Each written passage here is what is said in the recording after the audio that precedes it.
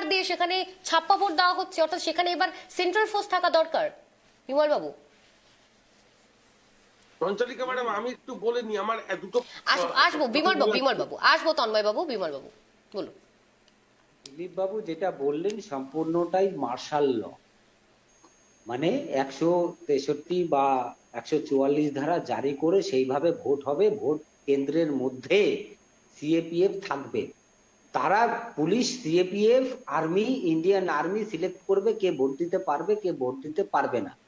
সেই আওয়াজ দিয়ে গেলেন ইলেকশন কমিশন, বিজেপি কমিশনে সেই দিকেই করছেন। দেখুন, আমরা যেটা বলবো, যে উবির যেই ব্যক্তি বললেন উন্নয়ন কিছু হয়নি, আরে দাদা, যেই আপনারা তো টেস্টেড পার্টি, বিভিন্ন জায়গায় তো জল খেয়ে এসছেন, কংগ্রেসে হাত লাগিয়ে এসছেন, বিজেপিতে হাত লাগিয়ে এসছেন, যেইটুকু যা বলতে পারছেন, যেই উন্নয়নের নাম বলতে পারছেন, সেইটাও কিন্তু তৃণমূল কংগ্রেস দিয়েছে আর মাত্র 2 মাস। তারপরে আপনাদেরকে কে কোথার থেকে নেয়, বিজেপির কোলে শুভেন্দু অধিকারী আপনাদেরকে কতটা গ্রহণযোগ্যতা দেয় ভেবে নেবেন। ঘটনাটা হচ্ছে যে দেখুন, আপনাদের দ্বিচারিতা চলে এসছে, সাম্প্রদায়িকতার পশ্চিমবঙ্গে কোনো জায়গা নেই।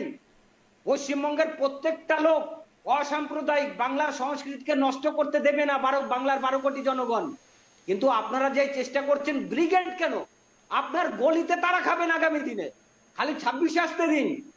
ঘটনাটা হচ্ছে দেখুন, আমরা যেটা বলবো যে মানুষের নির্বাচনের প্রধান হাতিয়ার হওয়া দরকার প্রান্তিক মানুষের, জনসাধারণের উন্নয়ন।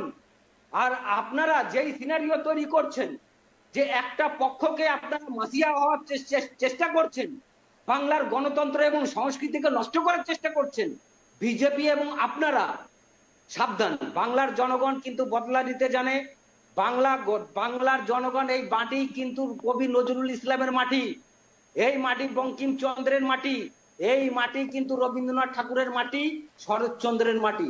আপনারা যদি মনে করেন যে এইখানে অন্য কোনো বিদেশি শক্তি বা তাদের আন্তর্জাতিক ইত্যাদি তৈরি করবেন, ভুল ভাবছেন। জনগণের তারা বিগড়ে খেয়েছেন, বাংলার তারা খাবেন। তহিদুর বাবু, সম্পূর্ণ কোথায় গিয়ে পড়বেন, আরব সাগরে গিয়ে পড়বে না। তহিদুর বাবু। আমি দাদাকে একটা কথাই বলতে চাই, উনি যে কথাগুলো বললেন যে যে আমরা আমরা নাকি একটা সম্প্রদায়কে আমরা মানে অ্যাকচুয়ালি মানে টার্গেট করছি।